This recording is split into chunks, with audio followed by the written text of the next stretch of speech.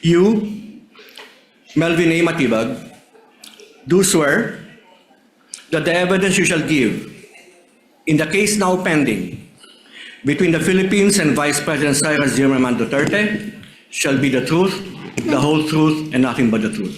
So help you God. Yes, sir. Your Honor, we are offering the testimony of witness NBI Director, Attorney Melvin Matibag, to prove the following. 1. Siya ang kasalukuyang direktor ng National Bureau of Investigation.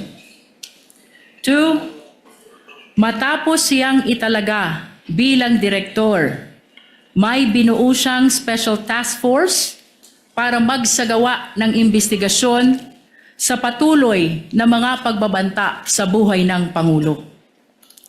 3. May karagdagang investigasyon na isinagawa ang Special Task Force hinggil sa mga pagbabantang ginawa sa buhay ng Pangulo kasama ang pagbabanta ng Vice Presidente.